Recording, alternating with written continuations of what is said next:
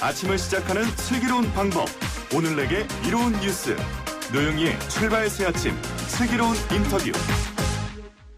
네, 어제 오전 9시 국회의원가에 처음으로 문을 열고 들어온 사람이 있었습니다. 박광원 더불어민주당 의원이었는데요. 21대 국회 첫 의안으로 제출하기 위해서 보좌진들, 6명의 보좌진들이 4박 5일 동안 철야대기를 했다는 겁니다.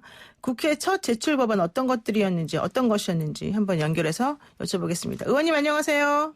네, 안녕하세요. 반갑습니다. 네, 4박 5일 동안 줄 서서 첫 번째로 제출된 1호 법안. 이게 지금 의안 번호가 있지 않습니까?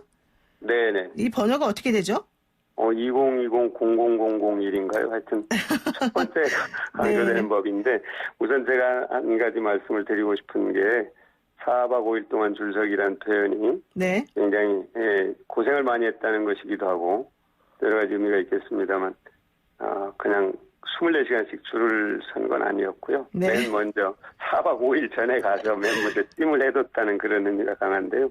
아, 그렇군요. 이게 한마디로 이런 법입니다. 공공기관의 공공성을 강화하자는 법인데요. 네. 여기서 공공기관이라고 하는 것은 중앙정부, 우리 정부 있잖아요. 네. 그 다음에 서울시나 부산시처럼 광역단체, 또 수원시나 또 뭐 아산시처럼 기초단체, 그 기관들의 산하기관, 네. 또 소속 공기업, 이런 기관들을 총망라해서 공공기관이라고 하고요. 공공성이라고 하는 것은 이제 이런 걸 겁니다. 지금까지에는 예를 들어서 이윤이라든지 효율성이라든지 능률이라든지 이런 부분이 강조돼 왔습니다. 근데 이런 그 가치도 매우 중요하지만 그런 가치만을 강조하다 보면은 거기서 예를 들어서 인권이라든지 생명이라든지 안전이라든지 환경이라든지 이런 것들이 가볍게 경시되거나 그러니까 가볍게 취급되거나 배제되거나 외면되거나 하는 그런 일이 있을 수 있거든요. 그래서 이런 것들이 궁극적으로 우리가 가야 될, 우리 사회가 가야 될 방향에 맞게 공공기관들의 운영 원리를 새롭게 정립하자는 그런 취재법입니다. 네, 그렇군요. 그런데 사실 이제 네. 말씀을 들어봐도 구체적으로 내용이 딱 와닿지는 않아요. 솔직히 말씀드려가지고. 예를 들면 이렇게 제가 설명을 드릴게요. 네. 문재인 대통령께서 맨 처음에 내각의 비율을, 성비를 최소한 여성 장관이 30% 네. 이상 되도록 하겠다.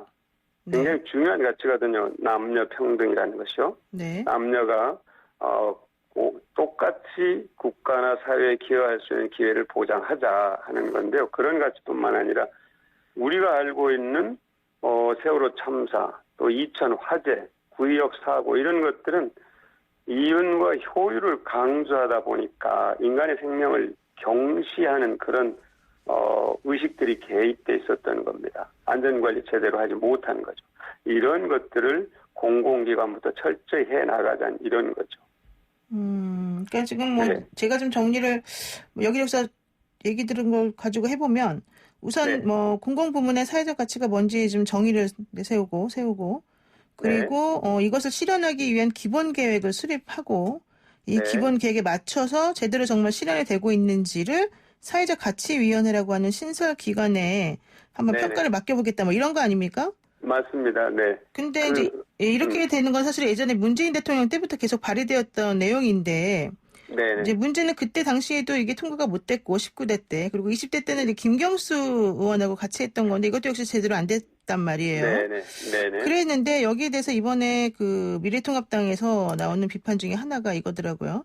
취지에는 공감하지만 사회적 가치에 대한 생각이 다양해서 의견을 하나로 모으기가 어렵고 이게 네네. 너무 추상적이고 포괄적인 그런 사회적 가치를 어떻게 기본법이라고 하는 식으로 접근해서 통과시키려고 하느냐 뭐 이런 내용이 있는 것 같은데 이런 얘기에 대해서 네네. 어떻게 보십니까? 그것이 이제 20대 국회에서 이 법을 가로막는 가장 큰 어떤 반대 이유였습니다. 네. 그런데 이제 아시는 대로 문재인 대통령이 의원 시절에 이 법을 낼 때는 세월호 참사가 난 뒤였거든요. 네. 네네. 그런데 지금 우리가 코로나 위기를 겪고 있지 않습니까? 예. 이렇게 생각해 보시면 될 것 같아요. 우리가 코로나 위기를 극복하는 과정에서 의료진이라든지 우리 국민들의 자발적 참여라든지 자원봉사라든지 이런 굉장히 뛰어난 시민의식과 역량이 있었는데 그 바탕에 국민건강보험제도라는 게 있었단 말이죠. 네. 이것이 굉장히 유효하게 작동했다는 것을 많은 분들이 평가를 하십니다. 이게 제도로서 존재할 때와 말로서 존재할 때와는 전혀 다른 이제 기능을 하는 건데요. 공공기관의 사회적 가치 실현이 바로 이런 안전장치를 마련하는 데 초보적인 단계라고 생각을 합니다.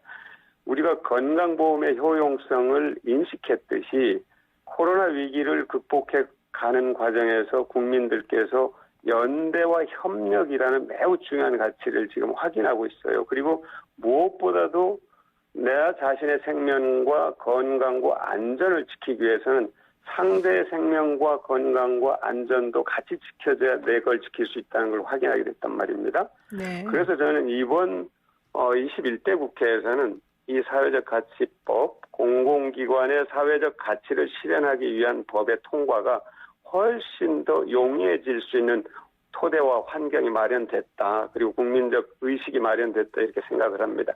그래서 제가 굳이 이걸 1호 법안으로 제시를 해서 좀 이 공감대를 확산하고 환기를 하고자 하는 취지였다 하는 걸 말씀을 드립니다. 우선 뭐 인권보호전 노동 이런 사회적 가치를 우선하겠다라는 취지로 만들어진 법일 텐데요. 네. 이게 이런 유사한 법이 다른 나라에도 있습니까? 영국에 이제 2012년에 사회적 가치법이 통과가 됐는데 그때 영국이 가장 심각하게 문제가 됐던 것은 청년 실업하고 네. 그다음에 이제 지역의 소외였어요.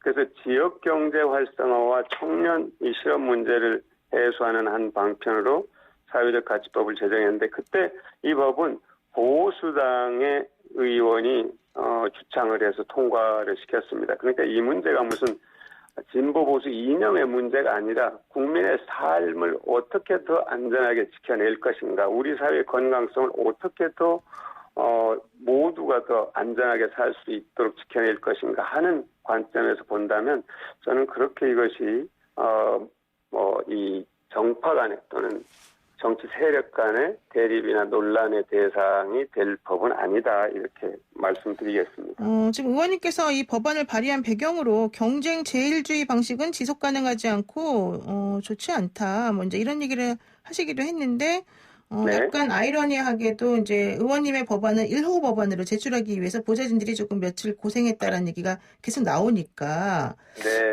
진중권 전 교수 같은 경우에도 이게 왜 문제가 되는지도 모르는 거 아니냐. 실제 그 보좌진들이 그렇게 고생하는 것은 생각하지 않고 1호 법안으로 제출하는 데만 좀 집중한 거 아니냐. 뭐 이런 비난도 좀 하고 있습니다. 이건 어떻게 보세요? 네. 제가 그 지적에 대해서 받아들일 부분은 받아들이고요. 네. 받아들이는데 이제 사실 제가 우리 보좌진들에게 고맙고 미안하다고 생각하는 것은 저는 사실 이런 방식으로 진행되는 줄 몰랐어요.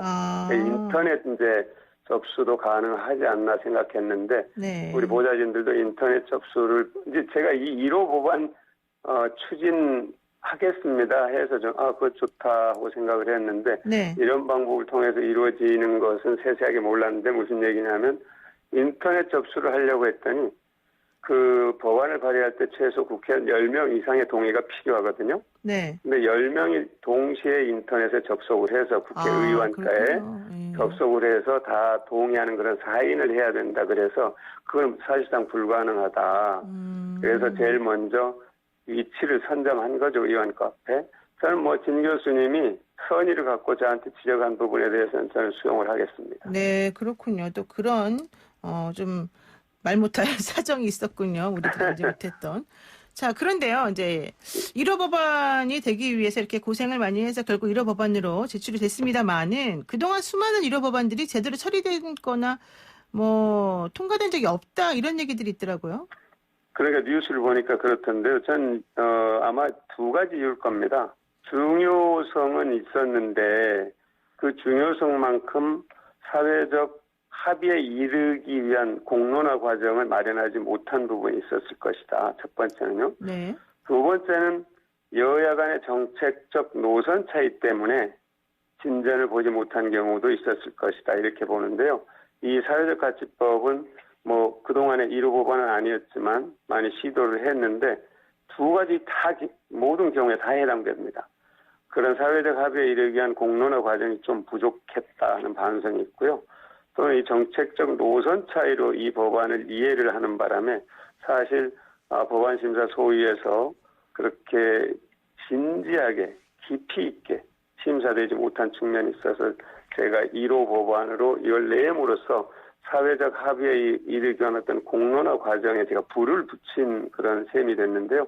앞으로 이제 각계각층 기업이나 전문가나 시민사회 등과 함께 입법 토론회를 열고 또 당정협의나 또 지방정부와 정책협의 등을 열고 또 법안심사 소위에서 야당과 충분하게 심의해 나가면서 최대한 그 접점을 찾아가도록 노력하고 차이점을 줄여가도록 노력하려고 합니다.